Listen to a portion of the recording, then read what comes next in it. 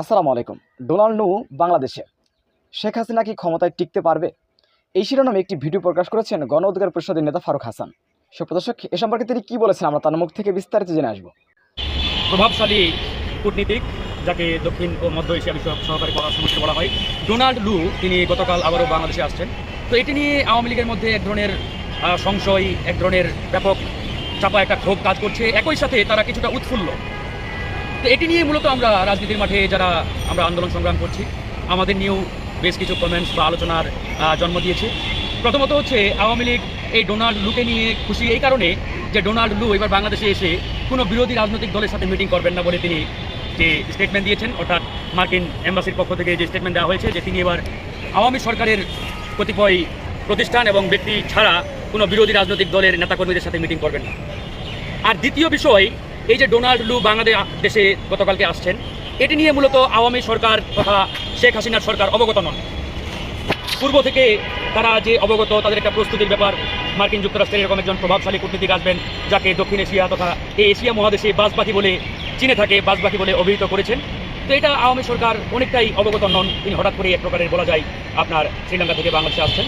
তো এটি নিয়ে তাদের মধ্যে একটা বড় ধরনের ক্ষোভ, সংশয়, একটা ভয়, আতঙ্ক রয়েছে। আতঙ্কটা কিসের? অলরেডি এই প্রভাবশালী কূটনীতিক ডোনাল্ড লু গতকালকে আপনার ডিনার পার্টিতে অংশগ্রহণ করেছিলেন সালমান এফ রহমানের বাসায়। সেখানে সালমান এফ রহমানকে তিনি পরিষ্কারভাবে জিজ্ঞেস করেছেন যে নির্বাচনের আগে তারা মার্কিন যুক্তরাষ্ট্রকে বলেছিল যে নির্বাচনের পরে বাংলাদেশের পরিস্থিতি পুরোপুরি আওয়ামী সরকারের নিয়ন্ত্রণে চলে আসবে, কন্ট্রোলে চলে আসবে, এবং অর্থনীতির যে একটি অভারসাম্যপূর্ণ অবস্থা সেটি অনেকটাই ভারসাম্যপূর্ণ অবস্থায় চলে আসবে, অর্থাৎ আওয়ামী লীগের কন্ট্রোলে থাকবে। তো নির্বাচনের পরে মার্কিন যুক্তরাষ্ট্র দেখছে যে রাজনৈতিক পরিস্থিতি বলেন, অর্থনৈতিক পরিস্থিতি বলেন, পুরোটাই আওয়ামী সরকারের কন্ট্রোলে নেই, অর্থাৎ ব্যাপক ইমব্যালেন্স একটা অবস্থা তৈরি হয়েছে। সেই জায়গায় মার্কিন যুক্তরাষ্ট্র পরিষ্কারভাবে বলেছে যে আপনারা যা বলেছিলেন ঠিক তার উল্টোটা আমরা আজকে দেখতে পাচ্ছি।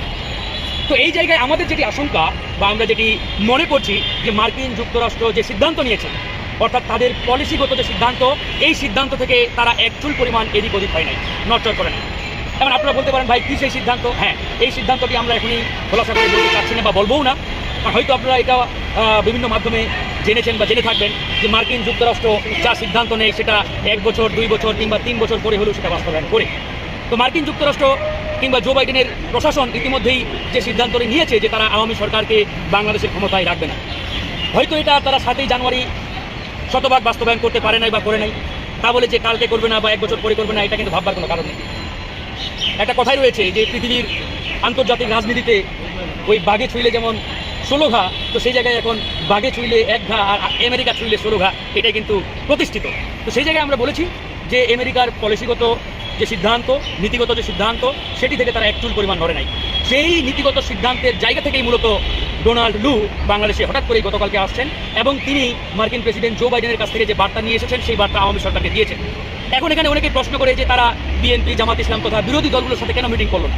এটি নিয়ে অনেকেই অনেক ধরনের মন্তব্য করেন। দেখুন, মার্কিন যুক্তরাষ্ট্রের এই মুহূর্তে বিরোধী দলগুলোর সাথে আলোচনা কোনো দরকার আছে বলে আমাদের মনে হয় না, কারণ তাদের মূল টার্গেটই এখন আওয়ামী লীগ, এবং আওয়ামী লীগকে জনগণের ভোট ছাড়াই ক্ষমতায় আসছে। এটি নিয়ে মূলত আমেরিকার মাথা ব্যথা বলতে পারেন, কিংবা আমেরিকার যে মূল আলোচনার টপিক সেটি, যে এখানে বিএনপি, জামাত তথা অন্য দলের সাথে বসে তারা কেন টাইম নষ্ট করবে কিংবা কেন তারা আলোচনা করবে, তার প্রয়োজন তো নেই। কারণ তারা নীতিগত সিদ্ধান্ত নিয়েছে যে তারা আওয়ামী লীগকে যে কোনো মূল্যে বাংলাদেশ থেকে হটাবে কিংবা ক্ষমতা থেকে নামাবে। হয়তো এটা আজকে পারে নাই বা করে নাই, কালকে করবে, পরশুদিন করবে, কিংবা 1 বছর পরে করবে, 2 বছর করবে, কিন্তু করবে। আমেরিকা তার সিদ্ধান্ত থেকে কখনোই পিছপা হটে না কিংবা পিছনে যায় না, যেটি ইতিমধ্যে আমরা শ্রীলঙ্কায় দেখেছি, আমরা পাকিস্তানে দেখেছি, তথা এই দক্ষিণ এশিয়ায় আজকে যদি বলেন একমাত্র বাংলাদেশ ছাড়া ইন্ডিয়ার কন্ট্রোল আর কোনো দেশে নাই। সর্বশেষ মালদ্বীপ থেকে দেখেছেন গত পরশুদিন সকল ইন্ডিয়ান সেনাকে তারা প্রত্যাহার করতে বাধ্য হয়েছে।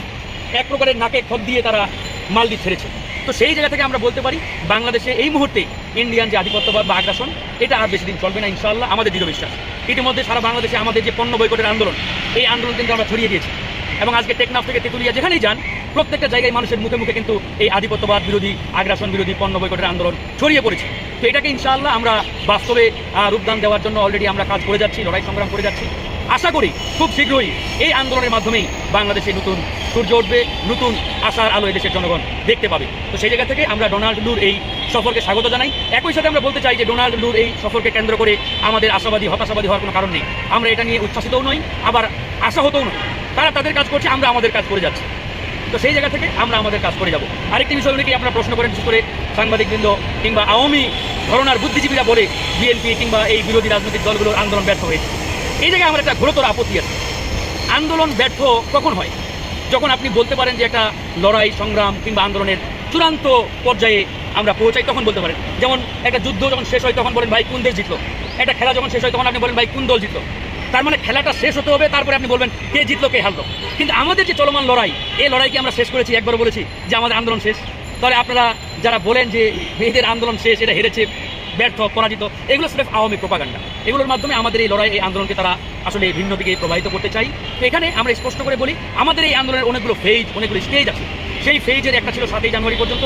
7ই জানুয়ারিতে আমাদের টার্গেট ছিল মেজরিটি পার্সন জনগণ যাতে নির্বাচনের ভোট কেন্দ্রে না যায়, আওয়ামী লীগের লাল কার্ড দেখায়। আমরা কিন্তু সেই জায়গায় শতভাগ সফল, 96% মানুষ ভোট কেন্দ্রে যায়নি। যাই হোক, এটাই হচ্ছে আমাদের বক্তব্য। সকলকে ধন্যবাদ। সেটা দেখেন কি হয়। অলরেডি তো আমরা বলেছি বাংলাদেশের অর্থনৈতিক যে অবস্থা, বাংলাদেশ ব্যাংক অলরেডি নাস্তানাবুদ একটা অবস্থার মধ্যে পড়েছে, রিজার্ভ 13-র নিচে নেমে আসছে। যদিও বাংলাদেশ হাত ডাক ডেকে বলে যে আমরা ঠিক আছি, রিজার্ভের মানে খুব একটা সমস্যা নেই, কিন্তু দেখতে থাকেন কি হয়। ঠিক আছে, শীঘ্রই ইনশাআল্লাহ আপনারা ফলাফল। সুপ্রদর্শক, ফারুক হাসানের এই বক্তব্যটি আপনারা কীভাবে দেখছেন? অবশ্যই আপনাদের মূল্যবান মন্তব্য কমেন্ট বক্সে জানাবেন। সবসময় সত্য নির্ভর তথ্য পেতে স্বাধীন বাংলা ইউটিউব চ্যানেলটি সাবস্ক্রাইব করে আমাদের সাথে থাকুন। আসসালামু আলাইকুম রহমতুল্লাহি ওয়া বারাকাতুহু।